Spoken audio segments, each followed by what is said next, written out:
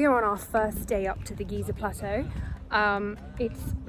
It's pretty impressive, not gonna lie.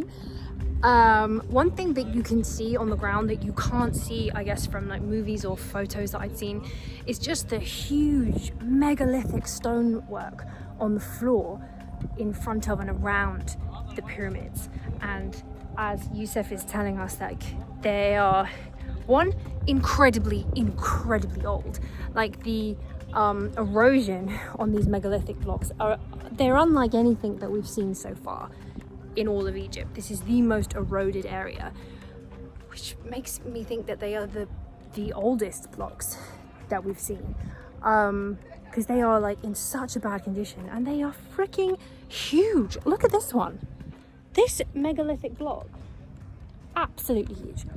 Another thing that I didn't realize until I got to Egypt is just how high up we are already. So the pyramids aren't on the base line of the floor, they're not on ground level, they're up on a plateau hundreds of feet high. So in order to even start building these things, you have to drag all these megalithic 1,000-ton blocks, you have to drag them up to the plateau.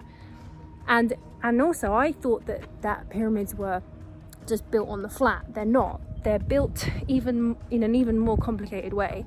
They are built into already formed mounds. So up on the Giza Plateau, thousands of years ago, the people who found this place to build, they started building on top of mounds and they integrated it into the pyramid. Probably one of the reasons why the pyramids are still standing up, because the core of them are earth. They're the earth. So impressive. I'm so impressed. So impressive.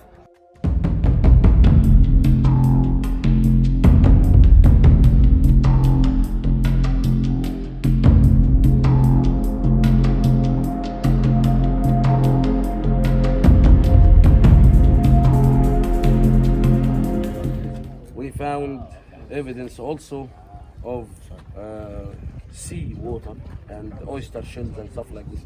So perhaps this was not the natural levels of water at one time, but it had to be, maybe it was what happening during the flood, if we believe that this could be pre-flood. So we will be investigating this now to get solid data. And also with the water channel, and this is north, south. It's a water channel. That's crazy. This piece is part of the... So there was a water channel. Why was there a water channel here? According to the official story, again, it's a sewer system. But Get rid of the liquid that was used during worshipping by the priest. What do you think it is?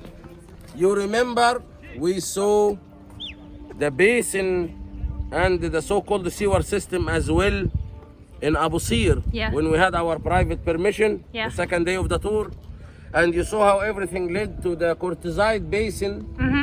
And we said that if this liquid is being gathered in these basins, then we cannot call it a sewer system.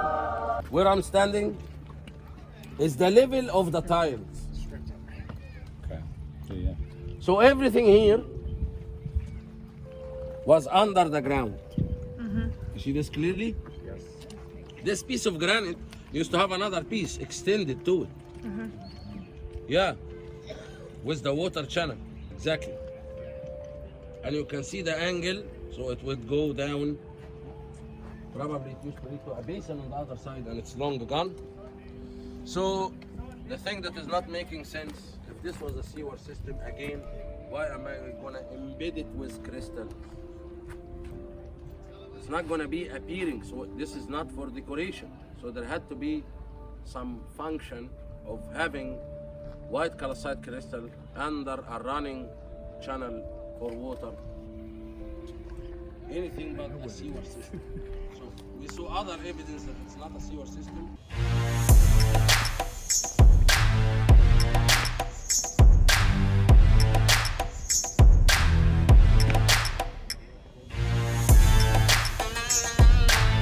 Okay, Doug. Interview with Doug. What is this? Sure. So these are considered funerary boats and something to that extent, part of the burial process. Right. However, Christopher Dunn has said that they're at every single pyramid complex, and his assumption is that they are a rotary saw or a table saw like structure where they could push the granite stones through and cut them the size as needed. It looks like the right size for that, isn't it? Yeah, they're bigger in the middle, shallower at the ends. Yeah. Exactly like if you had a table saw set up. Huge megalithic table saw. Basically, just push it through. Even if it wasn't cutting them, you could use it to flatten them like a big rotary, belt sander almost. To them down, yeah. Here. Yeah. Yeah, which remind us as stone workers that how this can look like a rotating ball that will be finishing the work. So you will be first creating this, of course, in one shape, and then finishing the shape you will need. Yeah, it goes down a little right here. Yeah, exactly, and it looks also darker. So like this, how the tool would look. And that piece is broken off from this, so it probably has a similar. Of course, we have to put in mind that it's been laying down here for thousands of years. It's not like this was finished yesterday. Quick shout out here to the advanced technology saw marks found all over the floor on the Giza Plateau. Look how straight this is. Apparently it's made by a hand chisel. Right. Yes, that makes sense, mainstream. Moving on. Here are two quick reasons why I do not believe that these pyramids are tombs. Number one, they were supposed to be built in the really early Egypt dynasty, like 4th dynasty. There is evidence from the Middle Kingdom, so not too long after, that they were already using the pyramids for recycling. And that kind of blew my mind, because I was like, if these are sacred tombs, if they went through all this effort to lay a dead pharaoh there, why would you desecrate somebody's tomb? Like, tombs are one of the most sacred things that humanity has for people. Like, you do not mess with people's tombs. So then why, a couple centuries later, were they taking chunks off the pyramid and recycling it for other buildings? That does not show respect, and that does not show that the ancient people regarded these things as tombs. More derelict places that you could get spare rock. Make sense? From this side, but this is actually built into a hill. And around the other side, there's like a 30-foot tall embankment where they cut it down to make a flat plane for this. They cut the hill down to flatten it out. There's incredible works into the bedrock too, where they could have moved the pyramid 15 meters this way and they wouldn't have had to do it, but it's there was a lot of geoengineering. You can see the size of the blocks too at the bottom level here. It's just these megalithic blocks. Yeah, because they're way bigger at the bottom than going up. And these are bigger blocks than at the Great Pyramid. And the other part that we'll see as we walk around here, you actually have floor tiles in the bedrock. And some of these tiles are 150 tons. And they're perfectly matched together. They perfectly fit the bedrock beneath it. And we'll see some good examples of that over here. And of course, massive gold on top. How much gold do you think would have been on the top? On top? Well, the Ben, yeah, quite a bit, I imagine. Is it called a Ben? The Ben stone is the. Hey, Ben. Ben. Yeah. Ben's the top stone. Why couldn't it be called the Jojo? Yeah, right, the Jojo. Wow. Call it this one the Jojo. Yeah, gotta get the Jojo from the top. God, even taking that down would have been crazy. Here we have around the back of the second pyramid, and you can see the huge bedrock that they literally cut out so that they could put the pyramid there. They didn't need to do that. Well, obviously they did. We don't know why. And that's the bedrock in the corner, kind of supporting the whole thing. And that's me, just for size reference, just how big these blocks are. They are flipping huge. Here's the back again. Brilliant. Thank you very much. These photos were supplied by Jimmy from Brighton site. Make sure you go and... Well, why am I sending you over there? You all came here from over there. You know who Jimmy is.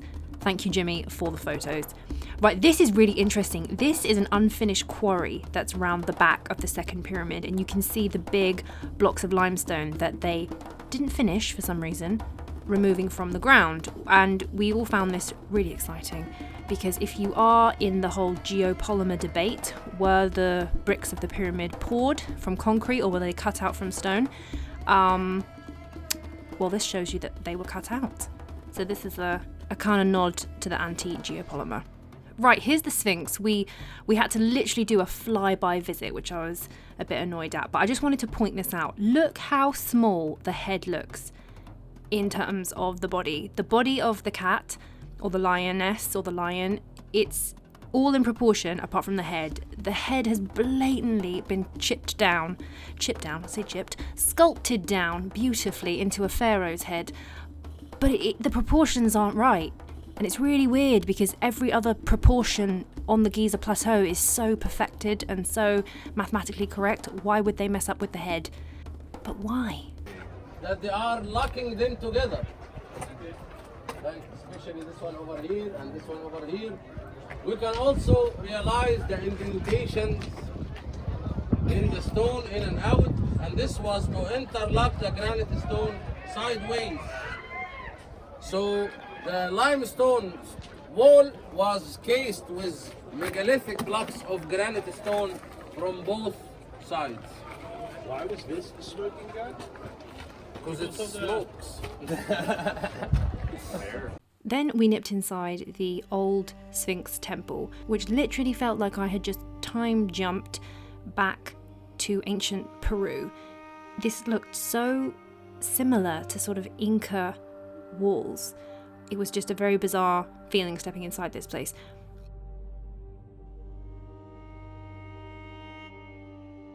It also reminded me instantly of the Osirian. It was freakishly the same. The huge, big, megalithic blocks.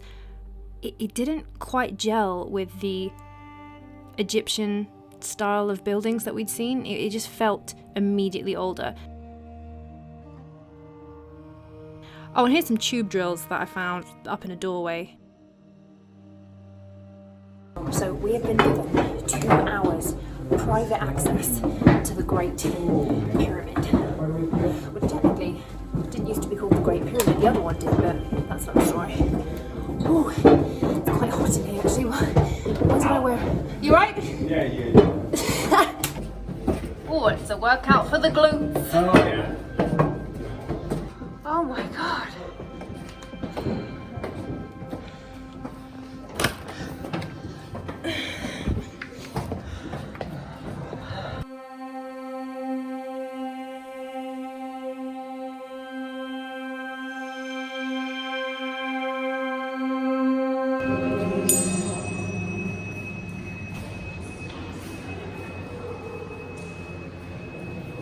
See if we can play some other frequencies. What other instruments do you have in there? I have a singing bit, I think. Yeah, You can't hear anyone. Huh? You can't hear what anyone says. Huh? Who?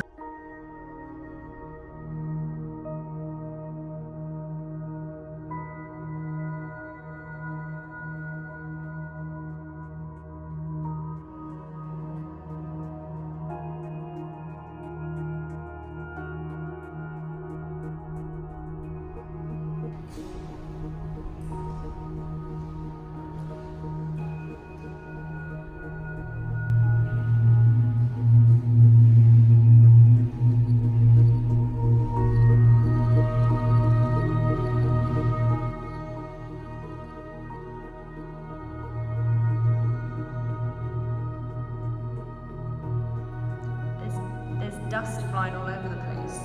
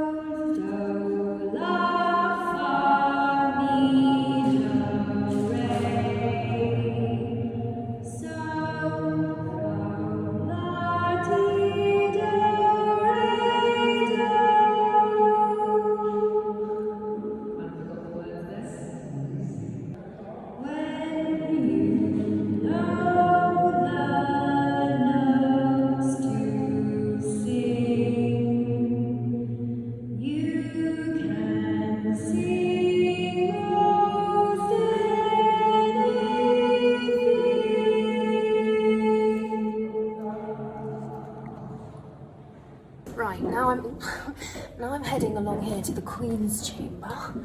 If it's anything like the crazy resonance that was in the King's Chamber, that's just unreal. The more I see this with my eyes, the more I'm like, I'm gonna stop here. The more I see this place with my eyes, the more I'm like, this is a functional vibration energy plant, power station, something. It's not a tomb. It's not, the inside is not shaped like any other tomb that we've seen here in Egypt. There is not a single piece of decoration. It's all industrial, perfect, machined. Okay, onwards. Okay, we're through the tunnel. Oh, hey, didn't know anyone was in here. Why is all this stuff in here? They're literally using it as storage. Wow. Oh, this has got a nice bit of ring to it as well, isn't it? Sorry, I'm ruining your meditation. Oh, look. Oh no, I think that was... Is that another... Let's have a look. Okay, there's another extremely weird, exact, precise hole cut in the wall. Very odd. Perfectly smooth, seamless lined. Like, that is insane. That is freaking insane. There we are. I've never seen a building built like this that's not stuck together with cement or mortar or something. This is so precise. And this is the exact shape that we had in the other pyramids. Like this, I know, this shape and sound resonance is like the one. I don't know a whole bunch about sound resonance. However, I have performed in a few plays, and as an actor trying to project your voice into an open space, this honestly is like having a sound mic like attached to you. Like if I was doing Shakespeare, I would want to do it inside the pyramid because it would be the easiest show for everybody to hear you. Hello, cousin. How art you today? Hi. You don't even have to project your voice, and it's over there. Hello. So there we are. That's crazy. And this ceiling has a triangle top, and the other one had a square top. Interesting. Very interesting. Fun fact, when you ask the Egyptologists why they call this the Queen's Chamber, they said that this was, at first, it was going to be the King's Chamber, and then they decided, no, they don't like it here, they're going to build it upstairs. So this whole building, whose measurements are exactly precise, the whole building is level to 3 centimeters, which, if you're into like building buildings, that's incredibly perfect. You would build this whole structure and then just go, nope, change your bedrooms.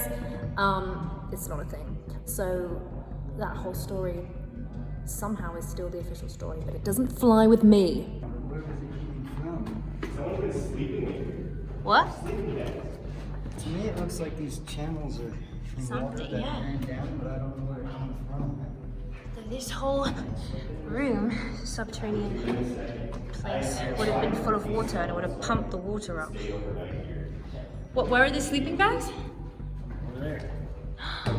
People have been staying in it. Well, I mean, what a cool place to stay. Yeah, it's probably covered in cat, but so you can see the chisel marks. Yeah. The chisel marks are insanely old though, because they're eroding themselves. I like that giant crack. Well, we all have corona now. There's a huge crack going across that's holding up the weight of the pyramid. Slightly unsettling. Thinking about how much weight something. Oh my god. Well, on the bright side, if it happened, it would happen very fast. Yes. If you were to die in here, it'd be like, yeah, you died in the Great Pyramid of Giza. What a way to go.